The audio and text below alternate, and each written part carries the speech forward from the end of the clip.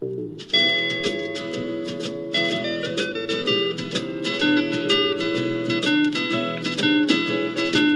the world calling, but son, don't you listen. They're only trying to drag you back into prison. That's right. Welcome back to What Have You. I'm Rachel Jankovic. I'm Becca Merkel. It's cold today. Freezing We're cold. outside of my house in the car. I think we are safe from the clutches of the law today. Because you never know if a neighbor might report us for lurking. But we're in the driveway. It's okay. Mm-hmm. We're gonna be all right. This time we shouldn't have the law enforcement upon us. And we're gonna have to be swift and speedy because I'm between classes right now. I mean, it's lunch. I have a break and then a lunch but anyway, it's still tight. We're gonna be lean and mean. But and guys, efficient. We're here to say hello and what have you. What have you been doing with your life lately? Yeah. Becca, what have you been doing? Well, I'll tell you. I've been spending way too much time in Minneapolis stuck in the airport. That's right. So, last time we all got together and spoke, I was on my way out, and then we were going to D.C., got stuck an extra night in Minneapolis on the way there, got stuck an extra night in Minneapolis on the way back, and it was real cold in Minneapolis. We were there for the minus 27 stretch, and the hotel couldn't even get hot water up to our room. It was cold, and then, the hotel was warm, but there was not hot water in the shower. Then in the breakfast buffet line, I go through and they had some, just assorted sundries, and I try to take some meat off the platter. Granted, it was going to be cold, it was, frozen to the platter. I couldn't chip it off. Was it that cold in the hotel, or was it frozen meat? It was just not the right time. I just felt like everything knew that it was too cold outside. Yeah, it was we can't get on board but with any of I this. kind of wondered, you're why did the settlers stop here? It must have been summer, and they got snookered in. They put their crops in the ground, and then it was too late. That's the thing I always wonder about. I just watched this today, I think, that video of how people built how Eskimos built a igloo with Moses, and you think, why did you stop there? No, why did you think, let's just do it like this? I think you were running away from something worse, so the best shot was to stop and just live in snow huts. I'll hunker down here, really in the Arctic, really tragic. But I've been in Minneapolis in the rest of the year, and it's quite lovely weather. So you have to dig out of that one now that you've said that. I didn't mean to insult everyone's homeland. Actually, if I was to look here right now, I'd be like, why did anyone stop here? It's real cold, guys. No, you would not. It's beautiful, even though it's cold. Beautiful. If we were strictly looking on terms of heat, then yes, why stop here? But it's being beautiful. And I suppose if you went somewhere where it was universally warm, then you have things like scorpions and mosquitoes with diseases. There's a downside. There's a downside to everything. Becca's working it out about where to settle. What kind of climate? If I was a pioneer. Let's make some pros and cons. Where would I have Let's gone? do that. I have to say, though, one of my favorite things about here, and this is true all over the States, but I know it here the best. One of my favorite things is when you're driving in the country, and it's big, sky. Huge sky, long expanses of fields with no ends, and it's rolling hills mostly right around here, which is just beautiful, but it doesn't make it less empty when you're just bombing through. There's one highway that goes north in Idaho, and it's just tons and tons and tons of farmland. And that is where I always think of how brave those people were who are right here. Let's stop. Let's see what we can get done here. And then the amazing thing to me is, and it's beautiful, is the places where there are these little marks on the land of where someone did make their life. Yeah. But that is tragic. To me, that is what Lewis talks about as being the northernness, the feeling that hits you when you're driving out in the nowheres, and all of a sudden there are trees and lilac bushes and wild roses and daffodils, the things that someone planted their life here. There's probably a family graveyard nearby. There is that, to me, is this Oh, it's so beautiful and sad and To wonderful. me, And what it is that seems like it's always the sort of mark of that is there's an apple tree, like by fruit itself, tree. and daffodils, and it's like yeah, sometimes you can kind of see where there was a foundation or there, and a lot of those are next to.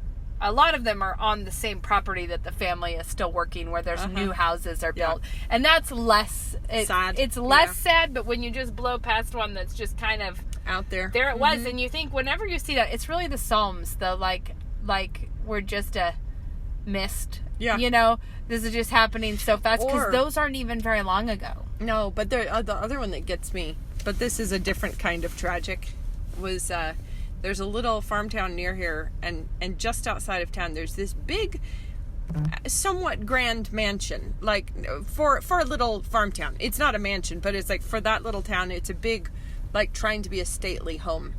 But it was never lived in because a man came out from the east. Uniontown Yeah, he one? came out from Yeah. the east, and he built this for his bride, and she came out and wouldn't live in it.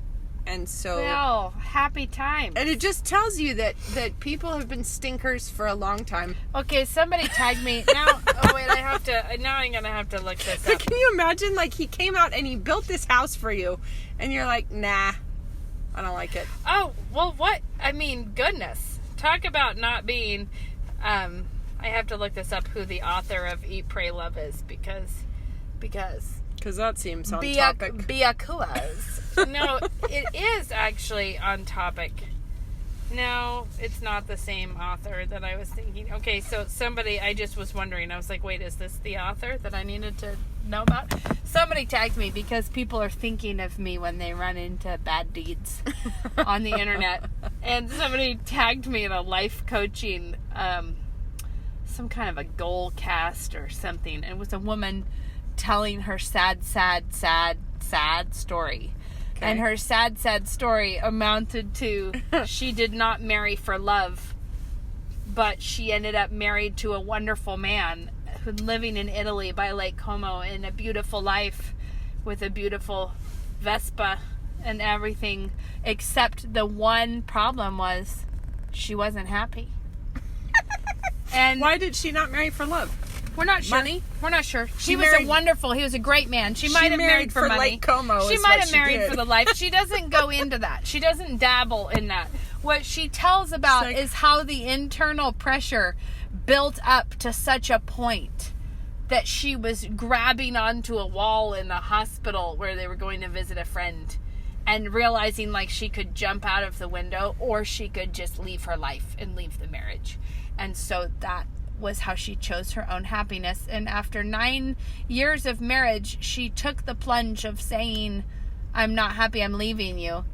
And just did that. Like, and then, And everyone's and now, supposed to see that as and now heroism. she's giving emotional renditions of this great act of valiance, you know, while violins are playing in the background. And she's saying that this beautiful painting that she had crafted of her life was like cracking, and they have these graphics of like as the painting is cracking, this like rays of sun are coming through. Like she was able to burst out of the confines of her promises. of her commitments. Yeah, Her vows. I was able to break free of the things I said I would do. And when I broke free of those, I found that I was amazing, and my happiness was the most important thing. But the thing that I thought was funny, I did not take very long looking at this, but as I scrolled briefly in the commentaries of how people were receiving this fine work, I think too many people know someone who's had that selfish person in their life to think it's funny. Okay. Because it seemed to be that this great... There's a little bit of realism It coming seemed in. like a lot of people were like, I'm sorry, poor guy that married you and gave you 9 years of his life to have you suddenly burst out and decide never mind for no actual reasons but your emotions. You know, like just you didn't feel like it was making you your happiest. No, your emotions are tedious taskmasters. But the worst problem is you can't leave them behind. So wherever you go, when your emotions were when they were the unkind, harsh master in your life. You break out of your life, but your emotions are still being your master. They're coming ride with the train you. with you, yeah. Yeah. And this is, yes. So I don't know why this reminded me of an illustration we've used with our kids when people want to keep going back to like feeling guilty or having, or they want to keep some emotional entanglement of some kind. Where it's like, if you've been forgiven, because they go to a classical school, they know about the people who did the work on the triremes, the people who were below deck, shackled, rowing, miserable, murderous life where people are dying there all the time. And it's like, Jesus came and he got you out of there. And nothing is more unattractive than running back on board and getting down below and buckling on your shackles again. This is the part. Especially not when you go down there and then say, what a sad time I'm having. Poor me. Have you noticed how I got locked up again? It might have been me that did it. It might be that I'm just even posing with the shackles on myself. This brings us back to that excellent video of Moses that you have of him crawling, going back behind the sofa and sticking his head in a crack. I stuck. And yes, it was like, no, you're not. You certainly are not stuck. This is not my fault. This is someone else's fault. Anyways, it was funny to me because you think the problem is so many people are unhappy, and they're unhappy because they don't know God. And then when you tell everyone that the solution to your unhappiness problem is to just hurt more people and make them unhappy. Well, the thing that's ironic is for whatever reason, she married the Lake Como, not for love, but for... I don't know what would make you do that in these modern days aside from pure selfish ambition. But it was, yes, but and whatever. She kept coming back to about how afraid she was to tell her dad, but never mentioned that it would be hard to tell her husband. But what I mean years. is so let's just make up a backstory here that she was doing it because it looked like an amazing life. Yeah. Mm-hmm. And so she thought that circumstances would bring her happiness. Right. Then she discovered that circumstances did not bring her happiness, so she quickly tried to change the circumstances so they would get the happiness. And there's a temporary relief because there's a temporary surge of emotions of some kind. But it's like, how if you ever I don't know, if you rub your eyes and you get those sparkles that, for a minute. Yeah. Mm-hmm. Whenever you try and look directly at them, it moves. You can't look directly at it. I feel like that's people's chasing their happiness is every time they pivot and go for it vanishes. It moves. And they keep thinking, well, if I just dash left, it will, if I'll I could get just there. change my circumstance this much, I would feel better. I'd be happy. And then it was really illustrative of how trying to serve your own happiness is the most unhappy position of all, to be just trying to constantly feed something that is so difficult to satisfy. Well, impossible to satisfy. Yeah, but and actually we were already talking about Lewis and his feelings of northernness, but how he describes that, I think it's in Surprised by Joy, isn't it? He talks about his feeling of northernness for him is that it was like some overpowering feeling of, how would you describe it? Like longing or beauty that is just so big that you can't get a handle on it. Like it overwhelms you with this moment of something. Anyways, that's how longing. He describes it as northernness because for him that was where he always got that feeling, was in this kind of northern. Balder the Beautiful is dead. Yeah, and he's really moved by that. And I can remember, I think the first time I ever really, really felt that way, like an overwhelming joy. It was not the first time. It was the first time after having read Lewis that I thought connected it with this, where I walked outside and it was the fall. So when we lived on Harrison Street, and there was a yellow maple, really yellow, with the sun all pouring through it in a way that was the beauty of this moment is so far out of our grasp, but we yearn for it so much in some way. It just overwhelms you. And now, for an abrupt turn in the conversation, I'll tell you where I'm going. This just prompted by northernness. That feeling, that overwhelming joy, it does happen throughout your life, but it never happens when you're focused on getting it, which is what No. Lewis points out. Yep. That if you start pursuing that feeling, it does not happen. And this is where I'm going to abruptly apply this to your birth plan.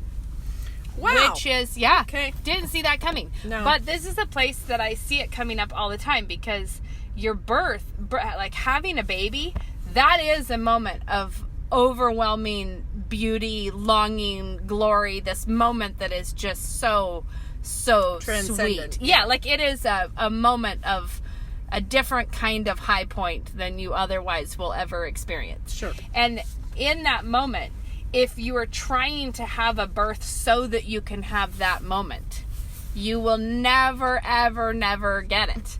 But if you are trying to just glorify God and protect this baby and bring a baby into the world, the joy is totally overwhelming and beautiful. Even I have 7 children, and I've had quite a diversity of birth experiences. You know, some births that were not great, some that were magnificently, like, if we could all just book that birth again, this would be great. And some in a C-section, and in all of them, there is that joy when you're not pursuing your own joy. Yeah. Like when you're not there for your own feelings, there is an overwhelming joy and beauty in that moment, even when something didn't go perfectly well. Well, I think that it has so many more applications than just, because that's in a sort of life-changing event. But I think this happens down to the smallest, most mundane things you do all day, even if it's just what you decide to cook for dinner. If you're trying to capture the joy, it will escape you somehow. Like if you cook a great dinner for your people because you know they love it and you know they'll be happy, then it will be great. If you cook the dinner for them so that they will all be so impressed with your generosity and they will all rise and call you blessed in the city gates, that might not happen. And your basically your goal setting, you don't put your obedience in like a coin in the joy vending machine. But it's sort of like, what are you in this for exactly? And if you're in it for the reward solely, it often doesn't pan out. Even sometimes you might make it because you think everyone will enjoy it, and it might be a weird night where people don't enjoy it for some reason. The cheerful spirit has evaporated from the children. I'm just saying, even if you're doing it for a good reason, you might not get the result that you anticipated. But if you're doing it for the right reason, you just keep on faithfully doing it, because you also get wild results when you never saw that coming. But I just think it's the kind of over-scripting things, trying to write the plot. Usually you will find yourself not living up to your own expectations. Yeah. You know? But I think that an understanding that when there are those moments of just overwhelming joy and delight and beauty, and longing for, I always think of it as being like what the Psalms talk about. It is the Psalms, isn't it? That we have eternity in our hearts. That longing that we really were made for another world. And those moments are moments when we catch some glimmer of what that other world will be. You know, and we have an overwhelming longing because it's where we belong. That's what we were made for, that kind of glory and beauty and all of this. Right. But I think that we have that longing, we have all of this, but we don't get to stop and try to dictate when we're going to feel that or how it's going to happen, because it's just a pit of despair. It also is, I think, entirely unpredictable when it's going to hit you. And you know what I mean? You have it when you have friends who are like, I just had this moment where I was just looking at our dog and I was just like, I cannot get into that moment with you. I do not understand. But they're like, but you see how I thought, and actually I should totally tell this one. I can get into the moment. I already told you this, but I didn't tell the podcasters. What? And I'm looking at your phone, but not because I'm trying to look at your text. It was my friend Gentry called me to tell me this, and I loved her observation where she was saying, you know, that terrible tragedy in Spain with the 2-year-old that fell down the well. Well, you told me about it, yeah. Yes. So the 2-year-old that was down the well, and the parents just so, so awful and so Yeah. sad. And knowing that your baby is down there and you can't, there's like nothing to do. And I think that I don't know, I didn't read much about the news story, but I think that they could like hear the baby down there, but they couldn't get to them. And just a really, really sad time. And in that time, what struck her as she was like driving to Walmart thinking about it, I love this, was how much in all of your sympathy and sorrow and heartache for those parents, you would not ever say, take my child instead. Put my child down that well instead of your child. No. And how when God took all of our sin and shame and grief and said, put it on my son, that it was magnified, because it's not like Jesus just took one hardship. Right. It's all of the grief and shame of every individual situation all together at one time. Right. And God really did say, take my son. This is my son who I love, in whom I'm well pleased. Take him and put all this on him. And it is so beautiful, because we don't even have kind of the category to think of it. But it's not. But you can get a glimmer, because you know how horrible it would be to have your child there. Right. Anyways, all of that to say, really quite roundabout. Should I pull up the questions that we were supposed to talk about today? Sure. I did a good job. I'm really pleased with myself for recording the questions into a note. Oh, well done. Yeah, because otherwise they just get lost. We know we had I was pretty sure. Okay, this one is, I'm thinking about humility a lot lately. Stop thinking about yourself so much, etc. And I can't quite get the better of one particular aspect of this death to self, serving others, saying to clean up after my kids or to not clean. I am responsible to teach them to think of someone other than themselves, so that trail of clothes from the back door to your bedroom is right out, or is it? I'm wearied by the reminding and reprimanding and maybe some yelling and probably a little crying. Will they learn humble service by seeing me pick up after them, or will they not even notice? Would it be better for my soul to stop the frustration and weariness and just serve them, or would it be better to learn how to get a grip and teach them without losing it? If so, how? Yeah. I think that last one was it, which is get a grip and learn how to teach them, but without anger, undue emotion. And if so, how? Yes, that is indeed the question. That's it's the money question. I think the question is, Can I borrow some of your menthol? Yeah, you can. I think the first step of it is that recognizing that yes, all of your frustration or anger or snippiness or selfishness is out. But it's not either that or just doing it all yourself. It's like the square of opposition here. Right, exactly. There are other options here than that. Yeah. So it often can seem like, well, I could be kind and gracious and do all the work, and then my kids will grow up to be selfish little pigs. Or I could lose it at them and force them to do it, in which case they'll be humble, but then I've been that mother. Yeah. But ideally, you don't have to choose between those. But that is the question, is how do you do it? And I would just say it's a lot of prayer and a lot of repenting when you fall down, and a lot of praying for grace before you face it, and a lot of trying to be creative and think of new ways to attack the same problem.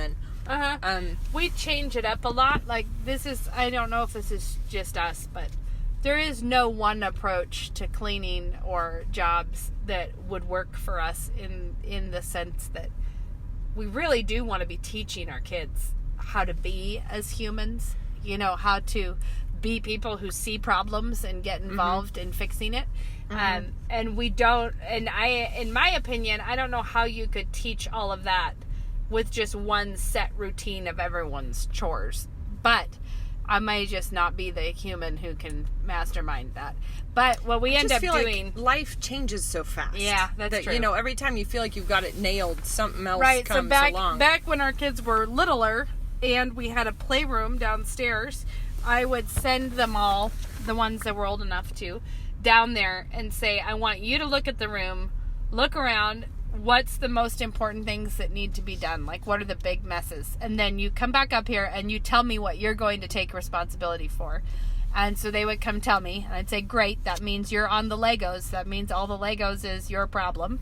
You know, someone else has said it's the doll clothes and the dress ups. I'm like, great, then you handle that, you know. And so, but the reason we did that is I wanted them to be people who could look at the whole picture of what are we trying to accomplish here. And actually think in strategy and teamwork kinds of ways. Like, what will make the biggest difference?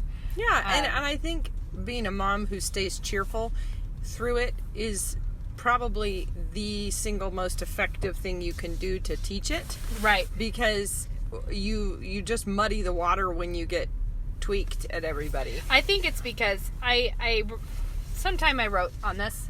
I think I know why this is, though. Is that when you are joyful, people look at the object of your joy. Like, when they don't look just at your joy, they look at the object of it, and that is what they're looking at. When you are angry, people don't look at the object of your anger. They watch you be angry. And they look at you. And so the difference with your children, when you are joyful, they look with you at what does she see that's joyful here. So when you're joyful about how are we going to clean this up, how are we going to love on each other. So this is things I might do with my kids. Daddy's going to be home in a few minutes. Let's try to get this together and make it look nice before he gets here. Kind of like there's a little goal, and we're all trying to look together at the idea of having a nice moment as a family. Like, let's do this together.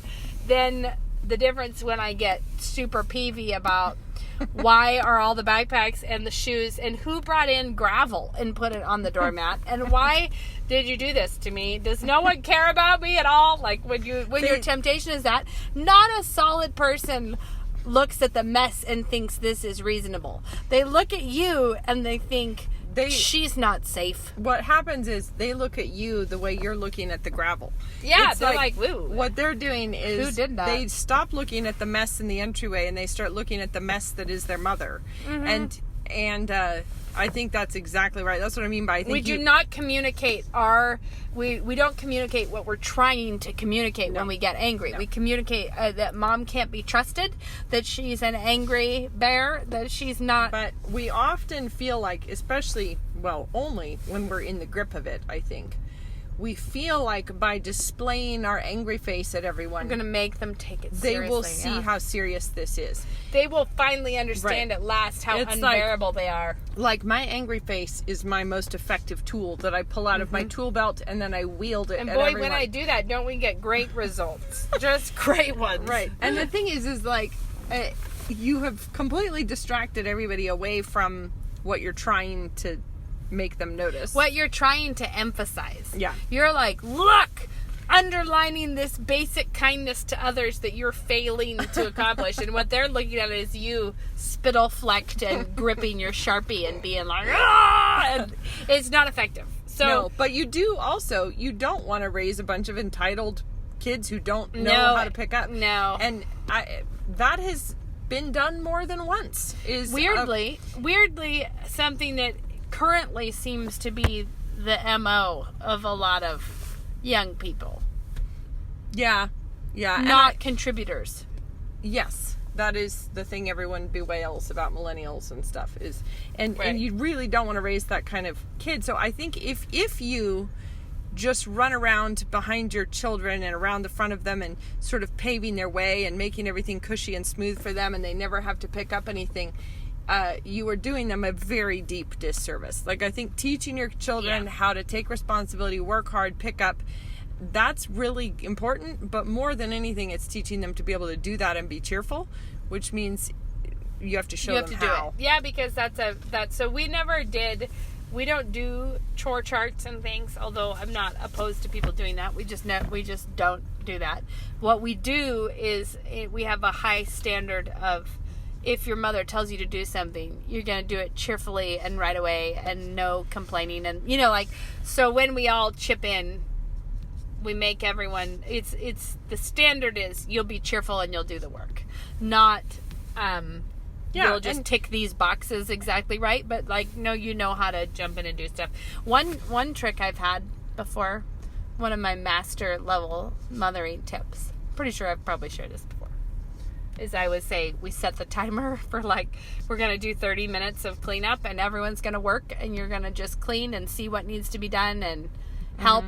And then we made a platter of disgusting snacks. Oh, and yeah, you have this talked was about the this. one where if I catch you not working, or if I catch you being grumpy, or if I catch you doing something like dancing with the broom instead of sweeping, alternate tasks, that you had to eat. I feel like the worst one we did was like, somehow there were marshmallows and pepperoncinis, and the kids all helped me craft the worst snacks of all.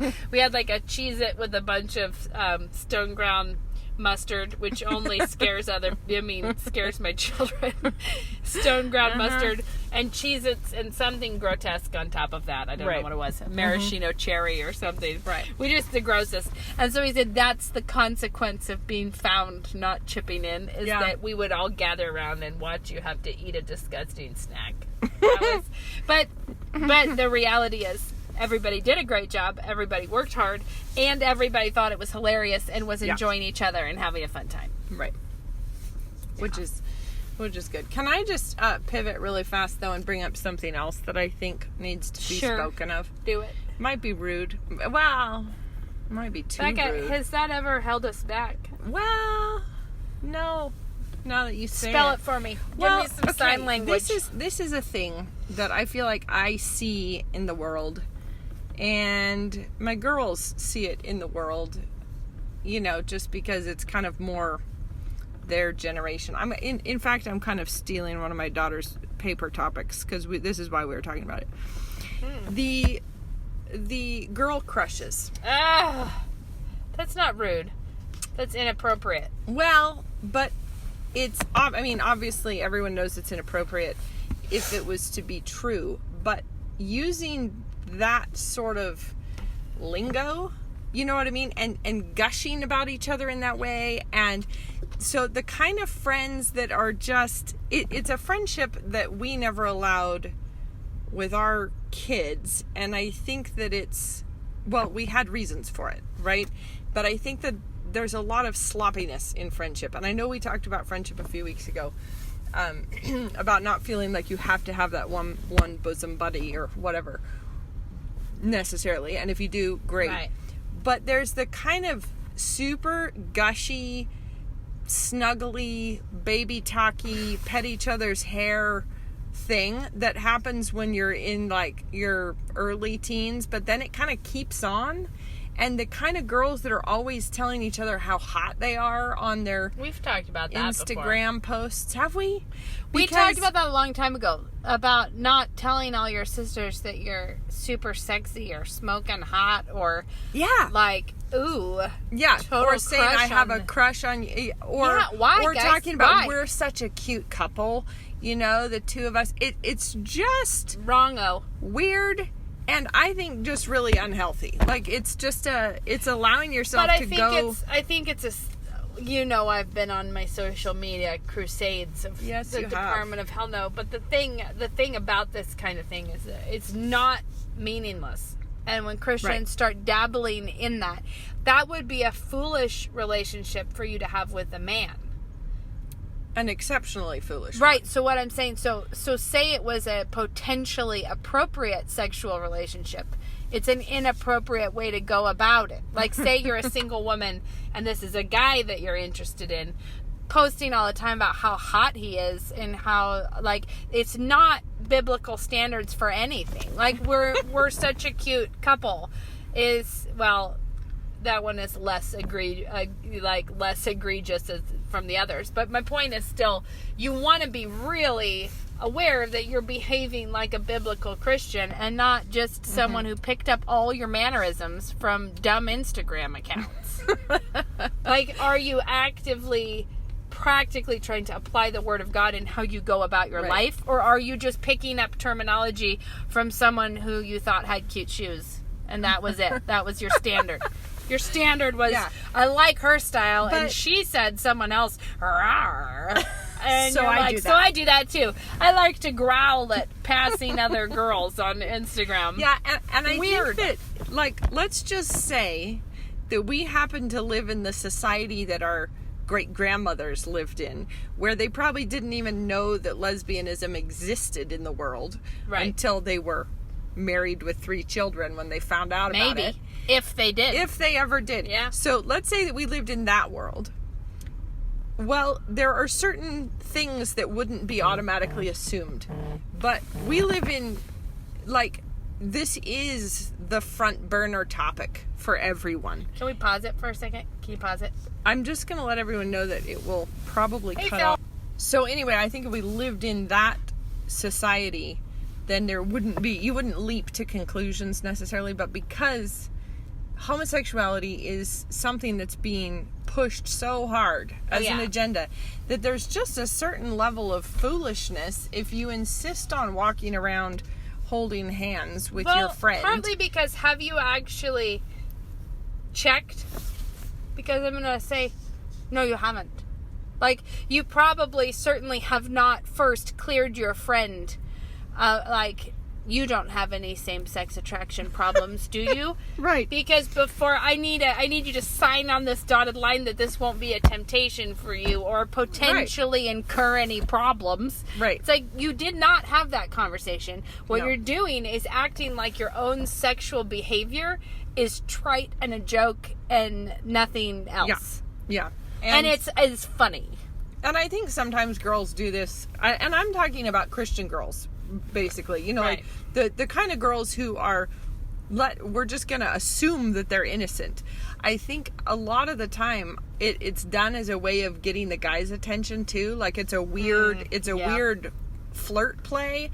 And I just think, like, I think it's kind of putting yourself out there as a sexual commodity. Like I am on everyone's radar about what turns me on, or it's just weird. Or just being like, I feel like you see girls do this where they're way too physically affectionate with each other in front of the guys in a weird way. Like, yeah. And I just think as mothers, just really don't let your girls start down that path of just too physical, too gushy, too sweetsy romantic talk with other girls. I just feel like the whole thing is just rife. It is rife with opportunities for dumb sin. And partly because there's a feedback loop. There's a reason people are doing it.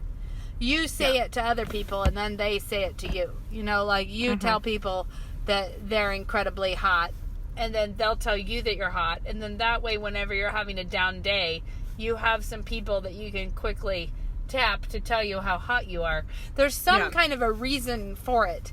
And what it is, if you look at it straight on, is not one that you want to get involved with. It's like, why would you want to get and I feel on like best case scenario, it's just like really socially inappropriate behavior. It's like chewing with your mouth open, or like not teaching your girls how to not talk with food in their mouth or something. It's just sort of like, let's just be a little more together, shall we? Like there's that piece. Hold some of your cards a little closer.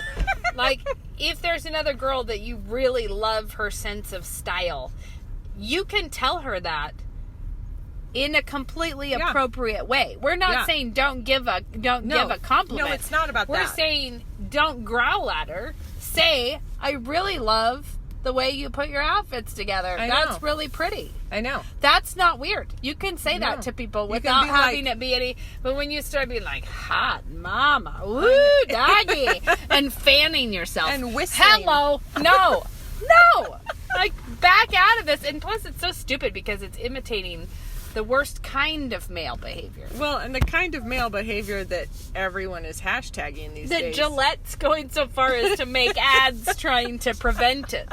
Why are we trying to do this? Like, what possible reason could we have for this lingo and this way of talking? It's really horrid.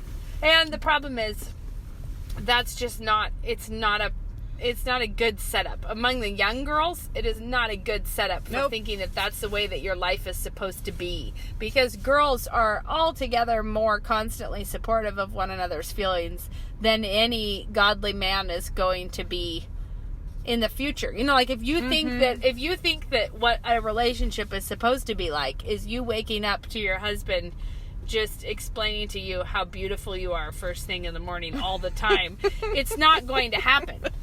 Like, you have I don't know what kind of marriage you Yeah, have. apparently I just announced that that's not the way it works in my marriage. Praise the Lord that there's other things, there's other work to be done. That's not just all being impressed with me.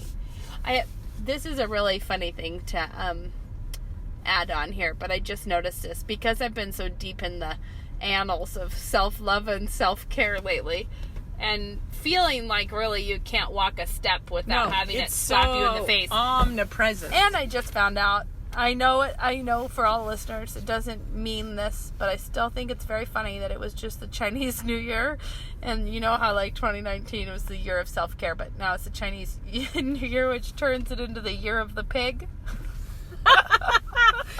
Yeah. Well, I think that there must be something in that. Like, I was like, ooh, the year of the pig. Swinish We're behavior. on it now. Everyone's going to be a pig this year. So, but what I was going to say is, because I've been out there in the self-care times, building file folders of horrible memes. I'm not looking for them. My friendly followers are plundering their own Facebook, friends of theirs that share it, etc., etc. But one of the things that has just really struck me, everyone brace yourselves because I know you're going to get mad at me, but something that started coming up a lot are these videos of ladies trying to show us how to do our hair if we haven't showered in like 4 weeks. Like, what is going on here? And I find it very funny because it's like this passion for dry shampoo. Yes. I just like to say, I have no problem with a dry shampoo in the world.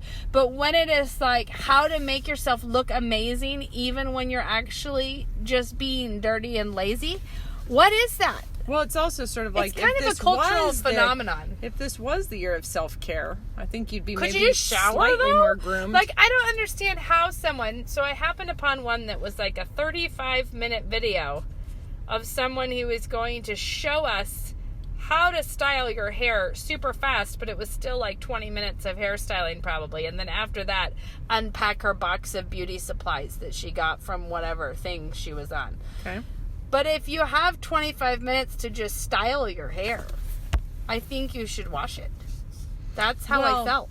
Maybe try washing. Like the tutorial, though. Maybe. Try taking a shower. I know. Well, there's that. But in here's the thing. In this instance, I have to she sympathize, though, because I know that when I had a house full of toddlers running amok, there are definitely times when you're like, a shower will end up with the house burning down around me. But and I cannot. Now, I just think that, like, okay, if there are extenuating circumstances, and there might be moms who just are in the trenches and they want to still be able to look cute, but haven't been able to. But this is not that, because this is someone with a full manicure, tons of makeup, explaining to us how to quickly style our hair. Like a 20-minute hairstyle was the fast one with a ton of dry shampoo because you haven't washed your hair in at least a week. Like 7 to 8 days. Maybe it's because they're blowout aficionados. Probably. I probably know nothing about this world, except for I would just like to say that I found it funny. The funny parallel between you don't need to apologize for anything. You're amazing the way that you are. And also, we've decided to quit washing our hair as a bunch of women. Why, though? Why are we giving that up? I thought it was kind of one of the luxuries of our life. It's true. Okay, we have to do tips because I have to go back and teach a class. So, okay. What do you got? My tip? Yeah. Give us a good idea. Pressure's on. Yeah. My tip is shower. Wash your first. hair. Wash your hair. I'm a big fan. I'm an advocate of hair washing. Well, I'm going to go home and do it. hold these two things together because I'm not offended by dry shampoo, and I'm not offended by people who like to wash their hair not every day. Well, here's the thing. Last week when I talked about the petty demon that was afflicting us, I think I forgot to loop in the other piece, which was one of the elements in our hot water heater burnout.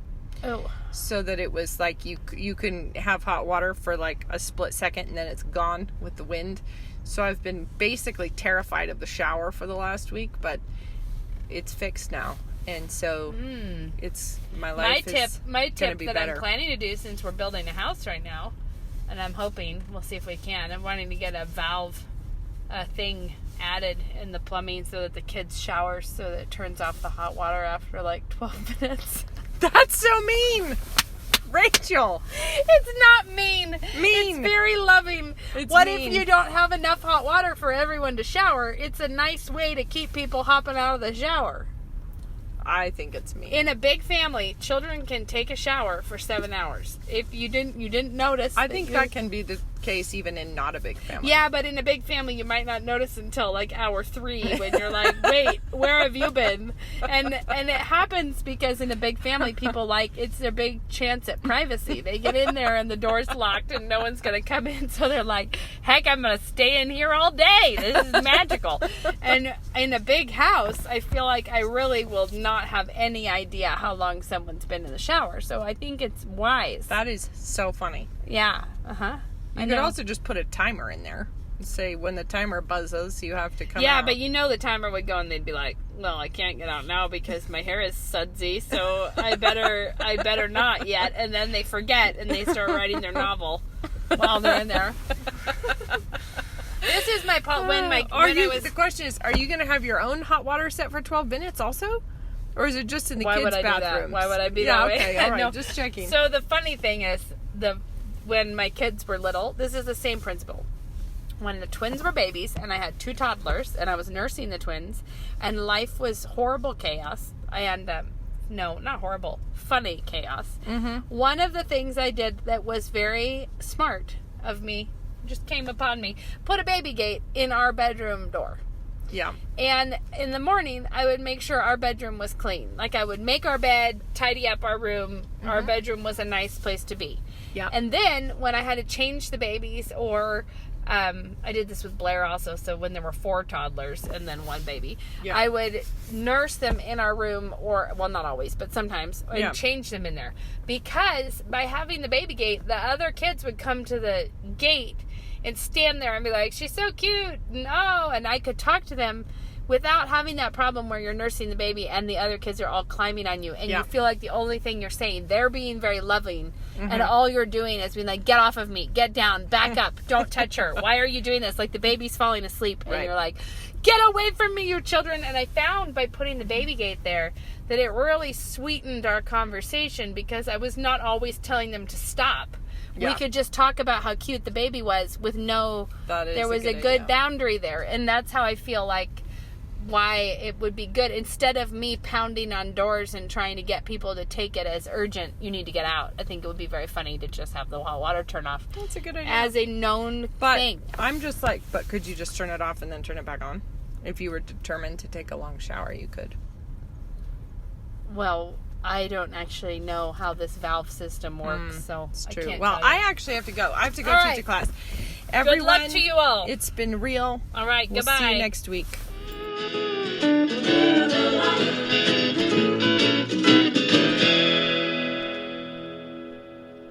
You think of yourself now, and then in 4 years' time, what do you want yourself to look like? And is the education that you're considering going to help you get to that place? When you're a student, you want to become like your teacher. You're going to become like your teacher. Looking at NSA beforehand, I knew I wanted to become like the men who are teaching here. Fireman, husband, father, doctor, no matter where you want to go, NSA is just such good preparation for the person that you want to be.